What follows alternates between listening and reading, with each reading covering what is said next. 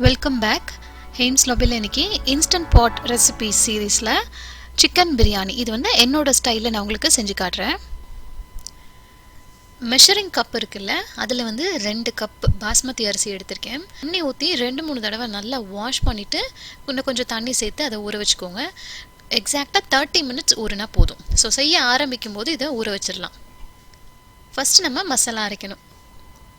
இப்போது நம்ம 2 cup rice எடுத்திருக்கோம். ஸோ அதுக்கு 2 கப் வர மாதிரி புதினா இலையும் மல்லி இலையும் சேர்ந்தாப்புல நம்ம அந்த கப்லேயே வந்து இப்படி மெஷர் பண்ணி போட்டோம் அப்படின்னா 2 கப் வரணும். ஸோ குத்து மதிப்பாக எடுத்து வச்சுக்கோங்க. 2 கப் வர மாதிரி புதினா மல்லி, அப்புறம் 2 இன்ச் அளவு இஞ்சி, கொஞ்சோண்டு பட்டை கிராம்பு, அப்புறம் பச்சை மிளகாய் வந்து நம்ம வந்து வேறு எந்த ஸ்பைஸ் பவுடரும் சேர்க்க போகிறதில்ல. 1 கப்புக்கு 5 மிளகாய் அப்படிங்கிற கணக்குக்கு நான் 10 மிளகாய் எடுத்திருக்கேன். நல்ல காரம் சாப்பிடுவீங்கன்னா இன்னும் 2-3 கூட சேர்த்து போட்டுக்கோங்க. இது எல்லாத்தையும் கொஞ்சமாக தண்ணி சேர்த்து நல்ல பேஸ்ட்டாக அரைச்சி எடுத்துக்கோங்க.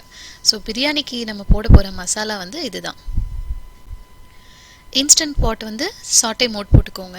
2 டேபிள் ஸ்பூன் எண்ணெய், குக்கிங் ஆயில், 2 டேபிள் ஸ்பூன் நெய். நம்ம பிரியாணிக்கு ஃபஸ்ட்டு போடுறோம் இல்லையா, அந்த கரம் மசாலா ஐட்டம் அது எல்லாத்தையும் சேர்த்து தாளிக்க போகிறோம். அதோட கொஞ்சம் முந்திரியும் சேர்த்துக்கிறேன். ஸோ இந்த பட்டை கிராம்பு, பிரியாணி இலை, ஸ்டார் அனீஸ், நீங்கள் இன்னும் இந்த சில கரம் மசாலா ஐட்டம் போடுறதுனா அதையும் சேர்த்துக்கோங்க. முந்திரி, 2 பச்சை மிளகா, கொஞ்சம் கருவேப்பிலை. இதை தாளிக்கவும் இதில் வெங்காயம் மீடியம் சைஸில் 2 வெங்காயம் நீளமாக நறுக்கியிருக்கேன். அதுவும் கொஞ்சம் உப்பு சேர்த்து இதை ஃபஸ்ட்டு வதக்கிக்கோங்க. வெங்காயம் வந்து நல்லா ஒரு ப்ரௌன் ஷேடு வர வரைக்கும் வதங்கணும். இப்போ இதில் ஒரு தக்காளி, பெரிய சைஸில் ஒரு தக்காளி, இதோட ஒரு 2 ஸ்பூன் இஞ்சி பூண்டு பேஸ்ட்டும் சேர்த்து நல்லா வதக்கிடுங்க. வெங்காயம், தக்காளி, இஞ்சி பூண்டு பேஸ்ட் நல்லா வதங்கினதுக்கு அப்புறமா நம்ம வந்து மசாலா அரைச்சது போக கொஞ்சம் புதினா மல்லி எல்லாம் நான் கொஞ்சம் ரேண்டமாக எடுத்து வச்சுருக்கேன், அதையும் சேர்த்து வதக்கிக்கலாம். இப்போ இது வந்து ஒரு ஹோல் சிக்கன் நல்லா கட் பண்ணிவிட்டு மஞ்சள் தூள் போட்டு 2-3 தடவை தண்ணியில் நல்லா வாஷ் பண்ணி தண்ணியை வடித்து எடுத்து வச்சுருக்கேன். அதை வதக்கிக்கோங்க. சிக்கன் நல்லா வதங்கி அதோட கலர் சேஞ்ச் ஆகும், கொஞ்சம் அதிலேருந்து தண்ணி வர ஆரம்பிக்கும். இந்த ஸ்டேஜில் நம்ம அரைச்சி வச்சுருக்க அந்த க்ரீன் மசாலாவை ஆட் பண்ணிக்கலாம். இப்போ அந்த மசாலா வந்து பார்த்திங்கன்னா அந்த சிக்கனோடு சேர்ந்து நல்லா வதங்கி அந்த சிக்கனுக்குள்ளே அந்த மசாலா நல்லா இறங்க ஆரம்பிச்சிருக்கும்.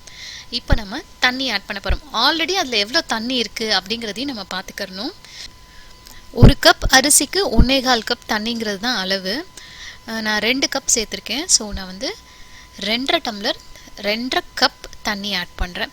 நம்ம மிக்சியில் மசாலா அரைச்சோம்ல, அதுலேயே தண்ணி கலந்து அலசி ஊற்றிக்கோங்க. ஸோ உங்களுக்கு ஆல்ரெடி ரொம்ப தண்ணி அதிகமாக இருக்குது அப்படின்னா 2.5 கப்பு 1.25 அப்படிங்கிறத 1/4 டம்ளர் கம்மி பண்ணிவிட்டு 1 கப்புக்கு 1 கப் அப்படிங்கிற மாதிரி கூட மெஷர்மெண்ட் வச்சுக்கோங்க. இது வந்து நம்மளுடைய கேல்குலேஷன் தான். இது நல்லா கொதிக்கட்டும், உப்பு செக் பண்ணிக்கோங்க. கொதிச்சதுக்கு அப்புறமா நம்ம தண்ணியை வடித்து வச்சுருக்கோம்ல ரைஸ், அதை ஆட் பண்ணிக்கலாம். இப்போ உப்பெல்லாம் சரியாக இருக்குது. 1 ஸ்பூன் நெய்யவும் சேர்த்துட்டு நம்ம லிட்டு போட்டு க்ளோஸ் பண்ணிவிட்டு இதில் வந்து மேனுவல் அப்படிங்கிற ஆப்ஷன் இருக்குது. உங்கள் இதில் ப்ரெஷர் குக்கர் இருந்ததுன்னா ப்ரெஷர் குக் ஆப்ஷன் வச்சு 7 or 8 மினிட்ஸ் வச்சோம் அப்படின்னா போதும்.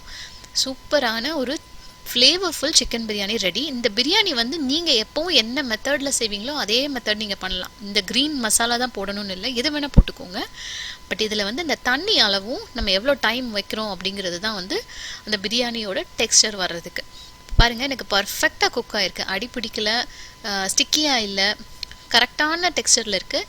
இப்போ நான் அதை வந்து தம் வைக்க போகிறேன். மேலே இன்னும் கொஞ்சம் புதினா மல்லி போட்டுட்டு ஒரு 2 டேபிள் ஸ்பூன் நெய்யை சேர்த்து இதை க்ளோஸ் பண்ணிவிட்டு கீப் வார்ம் அப்படிங்கிற ஆப்ஷன் வைக்க போகிறேன். இது நீங்கள் எவ்வளோ நேரம் வைக்கணுமோ அவ்வளோ வச்சுக்கலாம். நான் வந்து ஒரு 15 to 30 மினிட்ஸ் வைக்க போகிறேன். ஸோ 30 மினிட்ஸ்க்கு அப்புறம் இதை நம்ம ஓப்பன் பண்ணி பார்க்கலாம். நம்ம நார்மலாக அந்த மாவெல்லாம் வச்சு தம் வைப்போம் பாருங்கள், கிட்டத்தட்ட அந்த எஃபெக்ட் இதில் இருக்கும். உங்களுக்கு சப்போஸ் பிரியாணி குழஞ்ச மாதிரி இருந்தால் கூட இந்த மாதிரி நீங்கள் கீப் வார்மில் ஒரு 1 hour வச்சிட்டிங்க அப்படின்னா அது இன்னும் கூட கொஞ்சம் ட்ரை ஆகும். ரொம்ப குழஞ்சு இல்லாமல் கொஞ்சம் கன்சிஸ்டன்சி சேஞ்ச் ஆகிறதுக்கு ஹெல்ப் பண்ணும். ஸோ சூப்பரான சிக்கன் பிரியாணி ரெடி.